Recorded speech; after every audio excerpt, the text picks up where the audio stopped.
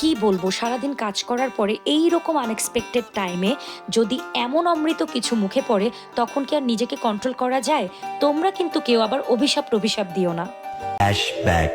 Hello and আসসালামু আলাইকুম everyone. শুরুতেই সবার কাছে ক্ষমা চেয়ে নিচ্ছি আমার এই আনাড়িমার্কা ভ্লগের জন্য। কিন্তু অ্যাকচুয়ালি এটা আসলে কোনো ভ্লগ হতে যাচ্ছিল না। এটা অ্যাকচুয়ালি ছিল আমার পেশেন্টের প্রতি আমার ভালোবাসা বা আমার থ্যাঙ্কসের জেস্চার।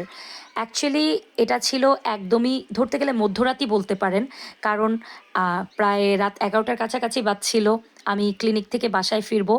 ওই সময় আমার লাস্ট পেশেন্ট রিমু আপু বরাবরের মতোই আমার বার্থডেতে যে সারপ্রাইজ করেছিল, আবারও আমাকে সারপ্রাইজ করলো তার নিজের হাতে বানানো চটপটি টক ফুচকা দিয়ে।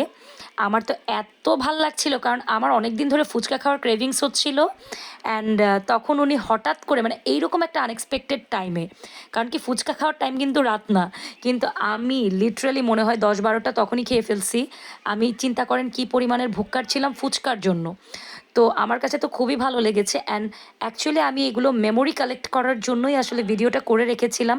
কিন্তু মনে হলো একটা মানুষ এত কষ্ট করে আমার জন্য এত কিছু করে নিয়ে আসছে, আর আমি যদি এটা ভিডিও না করি, ক্রেডিট না দেই, তাহলে কিন্তু একটু কমতি কমতি লাগবে, তাই না? তাই ভাবলাম যে ভিডিওটা অবশ্যই আপলোড করি। যদিও এখন রিমু আপুর ট্রিটমেন্ট শেষ, কিন্তু রিমু আপু কিন্তু আমার সবচাইতে ক্লোজ ফলোয়ারের মধ্যে একজন, যিনি কিনা কখনোই আমাকে নিরাশ করেন না। আমি ফেসবুকে ঢুকলে তার একটা কমেন্ট, তার একটা লাইক তো আমার পেজে থাকেই।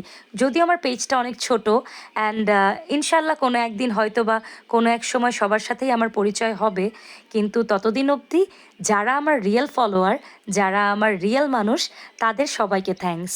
অ্যান্ড রিমু আপু, আপনার ফুচকাটা এত অসাধারণ হয়েছে, স্পেশালি টকটা।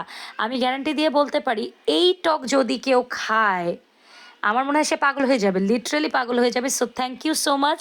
অ্যান্ড এই যে আমার এই বিদঘুটে মার্কা ফিল্টারের জন্য সরি, কারণ স্ন্যাপে তখন ওটাই ছিল, আর মোবাইলে যেহেতু নেট ছিল না, অন্য কোনো কিছু কাজ করছিল না, তাই এই ফিল্টার দিয়ে আমাকে কাজে লাগাতে হলো। So thank you, tata.